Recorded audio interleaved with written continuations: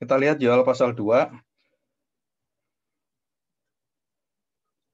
Nah, kita lihat pasal kedua ayat 1 sampai dengan ayat yang ke bawah itu ya. Sampai ayat yang ke-17. Itu satu gerakan yang dilambangkan di dalam gerakan belalang-belalang itu sangat mengerikan sekali ya. Kalau saya baca secara singkat dan agak cepat gitu ya. Coba kita lihat ini. Peringatan dari Tuhan dan apa yang terjadi yang sangat sungguh-sungguh membuat bulu kuduk kita tuh merinding gitu. Yoel 2 ayat yang pertama. Tiuplah sangkakala di Sion dan berteriaklah di gunungku yang kudus. Biarlah gemetar seluruh penduduk negeri, sebab hari Tuhan datang. Sebab hari itu sudah dekat, suatu hari gelap gulita dan kelam kabut. Perhatikan ini, gelap gulita, kelam kabut karena apa? Suatu hari berawan dan kelam pekat, seperti fajar di atas gunung-gunung terbentang, suatu bangsa yang banyak dan kuat. Nah, ini kita melihat itu seperti mengelilingi mereka dari atas, bawah, dan dilambangkan dengan belalang tadi. Gunung-gunung yang terbentang, suatu bangsa yang banyak dan kuat. Barisan-barisan belalang itu sama dengan barisan-barisan binatang itu. Yang serupa itu tidak pernah ada sejak purbakala dan tidak akan ada lagi sesudah itu turun-temurun pada masa yang akan datang. Ayat ketiga, di depannya api memakan habis, di belakangnya nyala api berkobar, tanah di depannya seperti Taman Eden. Tetapi belakangnya padang gurun tandus dan sama sekali tidak ada yang dapat luput. Rupanya seperti kuda dan seperti kuda balapan mereka berlari. Ya, ini belalang tadi itu seperti kuda. Nanti akan saya perlihatkan belalang mukanya seperti kuda.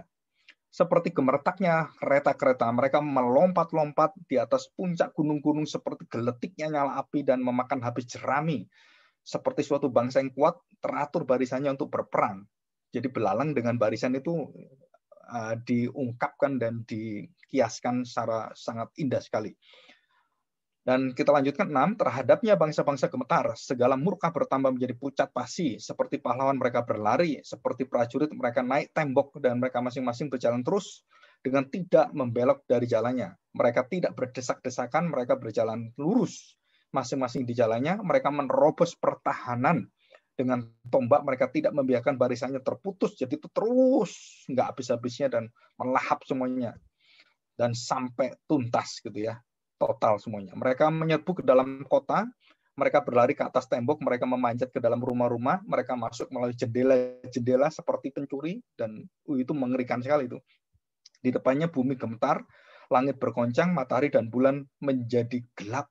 Jadi langit itu karena belalang itu gelap itu. Jadi gelap sekali. Dan bintang-bintang menghilangkan cahayanya. Ayat 11, dan Tuhan memperdengarkan suaranya di depan tentaranya. Pasukannya sangat banyak dan pelaksana firman-Nya kuat. Betapa hebat dan sangat dahsyat hari Tuhan. The Lord, the day of the Lord. Hari Tuhan. Dan itu semua diperintah oleh siapa? Diperintah oleh Tuhan. Kita masih ingat Yunus, binatang yang besar, diperintah oleh Tuhan seperti sirkus gitu kan, dolphin yang besar, terus kemudian apa ini, lumba-lumba gitu kan, terus ada yang ikan besar itu apa itu, paus gitu kan, bisa dididik gitu. Tapi siapa yang bisa dididik? Belalang yang diatur gitu, nggak ada. Atau Yunus, kita masih ingat itu ulat, itu kan dididik oleh Tuhan, diatur oleh Tuhan. Manusia nggak bisa ngatur ulat. Ada nggak sirkus ngatur ulat gitu? Nggak ada. Ya, itu 11, yang ayat 12. Perhatikannya 12. Ini seruan untuk pertobatan. Tetapi sekarang juga demikianlah firman Tuhan, berbaliklah kepadaku dengan segenap hatimu, dengan berpuasa, dengan menangis, dan dengan mengaduh. Jadi betul-betul kita diminta pertobatannya tuh segenap hati kita memohon pada Tuhan. Kalau enggak, matilah seluruh keturunan kita, anak cucu kita. 13, koyakanlah hatimu dan jangan pakaianmu. Berbaliklah kepada Tuhan Allahmu, sebab Ia pengasih dan penyayang, panjang sabar dan berlimpah kasih setia. Dan Ia menyesal karena hukumannya. Ini harus jelas ya. Ini menyesalkan hukumannya. Siapa tahu mungkin Ia mau berbalik dan menyesal. Dan ditinggalkannya berkat menjadi korban sajian dan korban curahan bagi Tuhan Allahmu.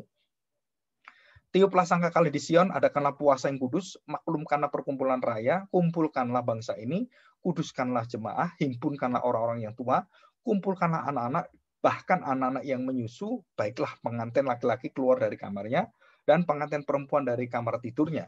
Baiklah para imam, pelayan-pelayan Tuhan menangis.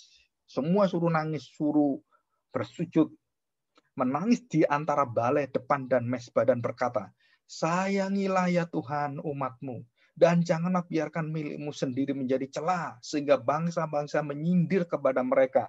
Maka apa orang berkata di antara bangsa, di mana Allah mereka? Orang yang dipilih Allah, yang disertai Allah 40 tahun. Mereka bertanya, di mana Allah mereka? Di mana Allahmu itu?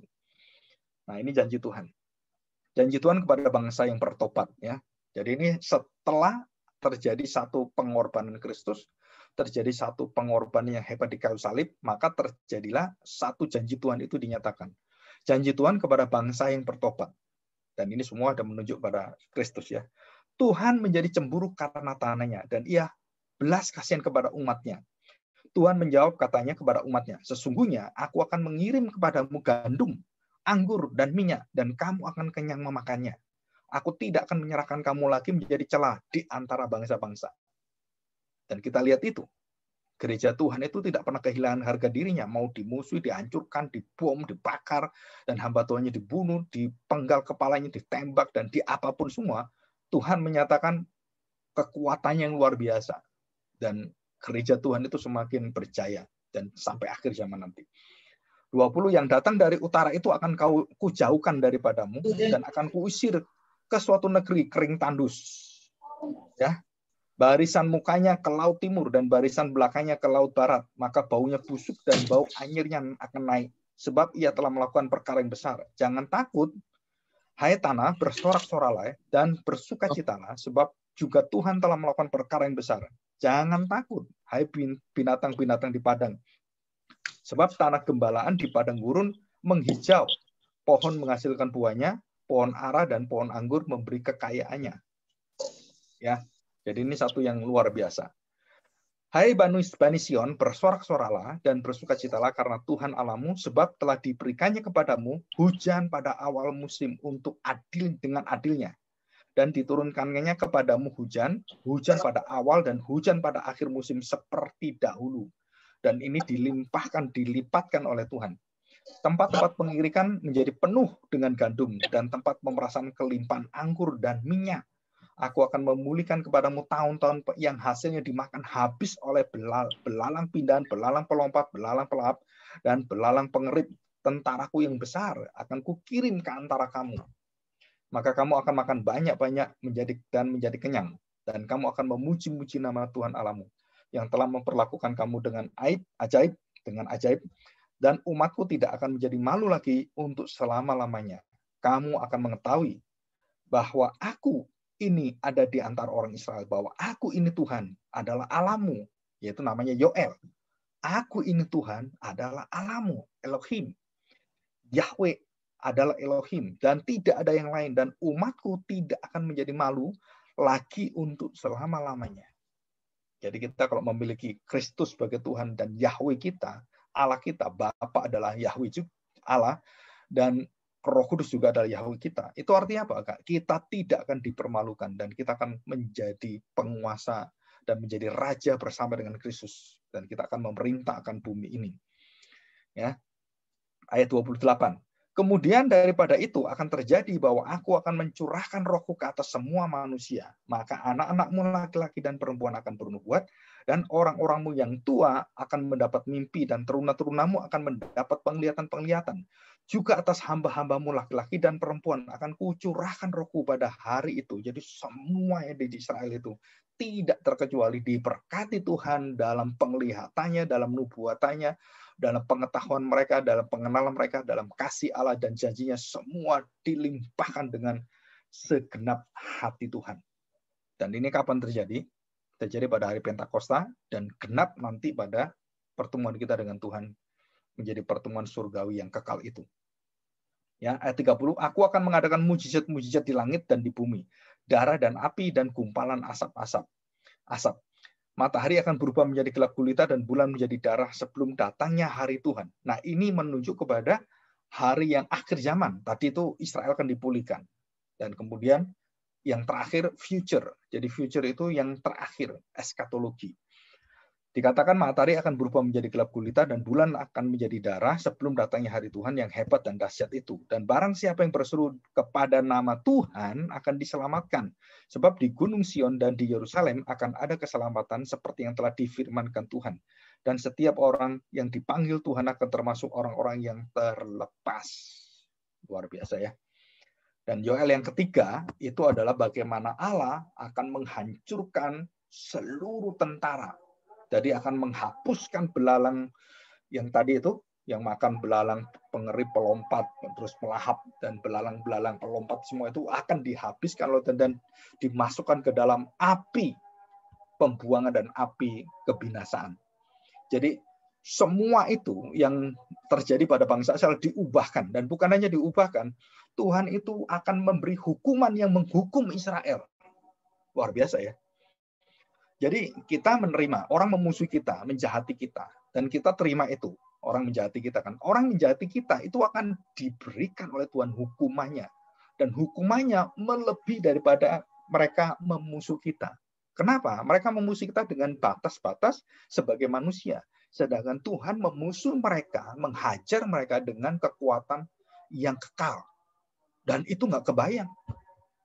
Jadi kalau sudah dibalik Tuhan, nggak ada masa untuk mereka bertobat kembali, nggak ada. Itu artinya dibinasakan Tuhan dan tidak ada pertobatan. Seperti iblis, roh-roh jahat, Lucifer, dan semuanya setan-setan itu tidak diberikan pertobatan, tidak diberikan kesempatan untuk berubah, tidak diberikan karena mereka sudah mentok. Mentok artinya itu sudah puncak, sudah titik akhir, dan mereka tidak bisa lagi untuk diberi kesempatan karena Tuhan tidak akan memberikan kesempatan. Dosa, durhaka, menghujat Tuhan, tidak ada pengampunannya. Dan itu artinya mereka semua. Jadi 4 kerajaan besar ini, mulai dari Media, Persia, Babilonia, kemudian Romawi, itu yang mengajar bangsa Israel itu, yang menghancurkan bait Allah semua, itu dibalik oleh Tuhan dan dihancurkan. Kita ingat ya, Nebukadnezar dibinasakan Tuhan. Anaknya langsung ditampar oleh Tuhan. Belshazzar. Terus kemudian raja-raja yang lain semua sama. Fir'aun dihapuskan oleh Tuhan, dimasukkan ke dalam Laut Merah itu, dan seluruh tentaranya dibinasakan Tuhan. Dan itu cara Tuhan yang ajaib. Dan kita bersyukur. Kenapa? Nah, kita akan lihat ini ya, gambarnya. Kita lihat gambar. Di sini. Share screen.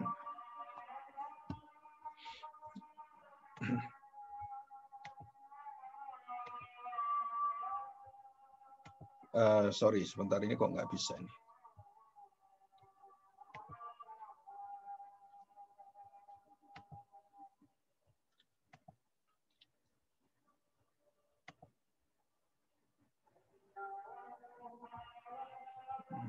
Sebentar.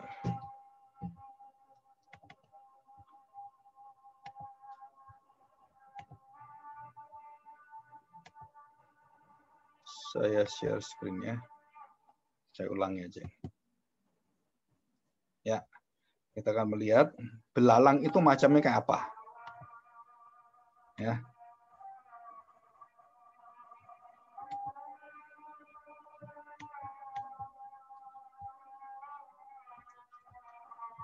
Oh, enggak ada ini. Sebentar.